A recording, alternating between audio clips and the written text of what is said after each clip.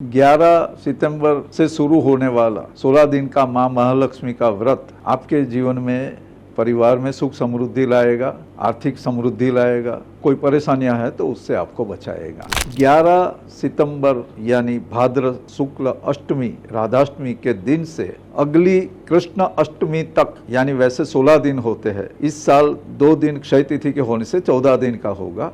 ये महालक्ष्मी का विशेष व्रत शुरू होगा। इसमें 16 का विशेष महत्व है। माँ महालक्ष्मी की स्थापना करनी है। हाथी वाला माँ महालक्ष्मी का जो चित्र या तो मूर्ति अपने घर में है, प्रतिमा है, उसका पूजन करना है। ये व्रत खास करके महिलाएं करती है, पुरुष भी कर सकते हैं। जहाँ महिला नहीं कर सकती, अशक्त है, तो पुरुष भी ये व्रत कर सकते हैं। जो लोग शुक्ल अष्टमी से शुरू होने वाला ये व्रत कोई वजह से पूरा न कर सके तो वो शुरू के 3 दिन या आखिरी 3 दिन यानी 22, 23, 24 सितंबर को भी कर सकते हैं।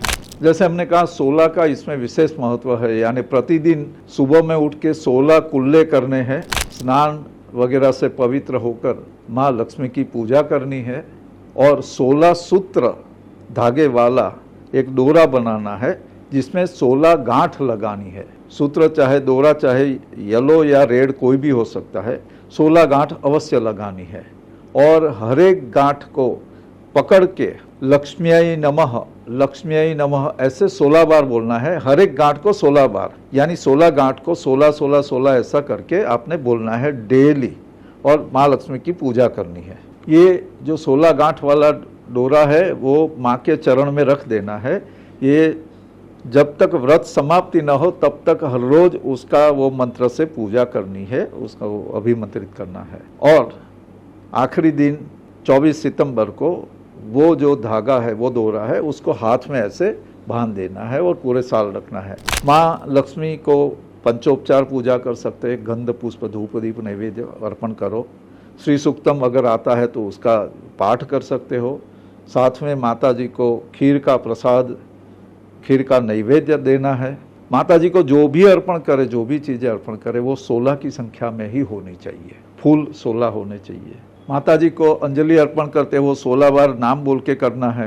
वैसे दीपक प्रगटाए तो 16 दीपक करने हैं। माता जी को श्रृंगार की 16 चीज़ें अर्पण करनी है। दुर्वा, माता जी का वाहन हाथी है तो उनको प्रसन्न करने के लिए 16 दुर्वा अंकुर वो भी माता जी को अर्पण करने हैं। सफ़ेद मिठाई यानी बर्फी, पेड़ा वगैरह जो है वो भी 16 की संख्या में माता जी के सामने नैवेद्य के तौर पे रखना है। वस्त्र अर्पण करो तो भी वो 16 वस्त्र होने चाहिए, जिसका बाद में आप दान कर सकते हो।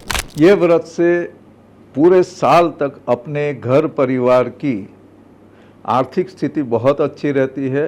अपने पुत्र पौत्र वगैरह का आयु आरोग्य दोनों अच्छा रहता है।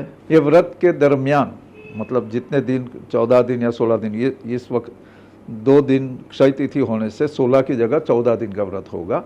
तो ये पूरा व्रत के समय में अन्न ग्रहण नहीं करना है। हाँ, आप प्रसाद के तौर पे सिर्फ खीर ले सकते हो और दूसरा फलाहार वगैरह लेना है।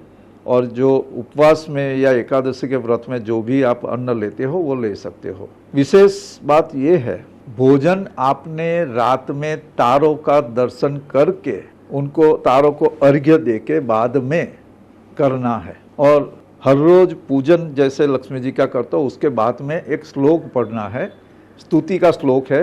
ये हर रोज जब पूजा संपन्न हो जाए, बाद में ये 16 गांठ वगैरह का हो जाए, बाद में ये श्लोक बोलना है। श्लोक नीचे कैप्शन में दिया गया है, हम श्लोक आपको पढ़ के सुना देते हैं।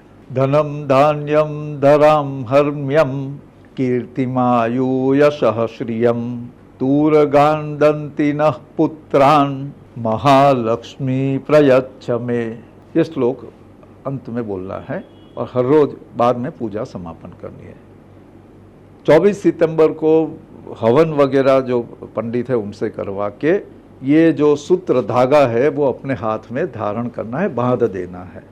ये सूत्र आपका आर्थिक तकलीफ भी होगी, कुछ भी होगा, कोई आपत्ति है तो उससे पक्का बचाव करेगा। ये अनुभूत प्रयोग है और महालक्ष्मी व्रत कई लोग सालों से करते हैं, प्रचलन में है, लेकिन जिनको पता नहीं उनके लिए हमने ये व्रत विधि वगैरह आपके सामने रखा है। धन्यवाद।